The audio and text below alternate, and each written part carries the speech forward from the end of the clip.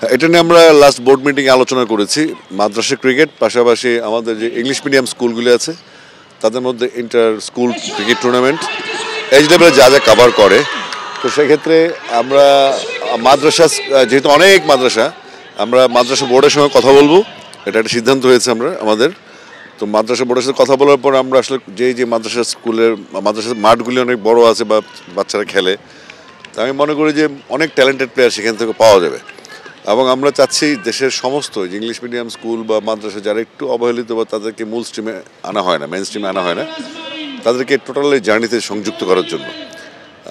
যেহেতু স্কুল এটা English medium হোক, মাদ্রাসা হোক বা সরকারি স্কুল, বেসরকারি স্কুল, যাই হোক না কেন, আমরা চাই বাচ্চারা খেলুক, প্রচুর ম্যাচ খেলুক, প্রচুর মাঠে আসুক, বাচ্চাদের গার্ডিয়ানরা মাঠে আসুক। তো সেক্ষেত্রে সবার ইনভলভমেন্ট খুব জরুরি, এটা এনশিওর করার জন্য আমরা কাজ করছি। এটা নিয়ে আমরা শুরুতেই অনেক অভিযোগ পেয়েছি, কারণ আমাদের এখন পর্যন্ত ডাটাবেস কিছু হয়নি। যে প্লেয়ারটা ট্যালেন্ট হান্ট বা এজ লেভেলে বিভিন্ন প্রশিক্ষণে আসছে যাচ্ছে বা টুর্নামেন্ট খেলছে, রান করছে, উইকেট পাচ্ছে, ভালো ফিল্ডিং করছে, তাকে কোনো রকম ডাটাবেসে ফেলা হয়নি, অর্থাৎ তার রেকর্ড নাই আমাদের কাছে। যেন শুনলাম যে গত বছর একটা ছেলে 400 রান করে, তাকে খুঁজে পাওয়া যাচ্ছে না।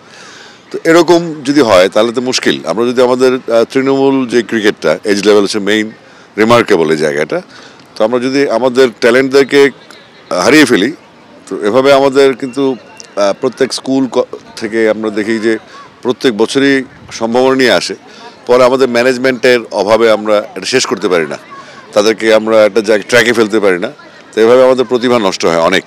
তো আমরা এবার সিদ্ধান্ত নিয়েছি, আমরা যে কোনো ট্যালেন্ট হান্ট হোক বা যে কোনো টুর্নামেন্ট হোক, আমরা খেলোয়াড়দের ডাটাবেস রাখবো, যে যে কোনো লেভেলেই, বিশেষ করে 13, 14, 15 থেকে 19 পর্যন্ত যে টুর্নামেন্টগুলো হবে, আমরা সবার ডাটাবেস রাখবো, যেন ভবিষ্যতে আমরা খুঁজে পাই যে কাদেরকে আমাদের দরকার টিমের জন্য।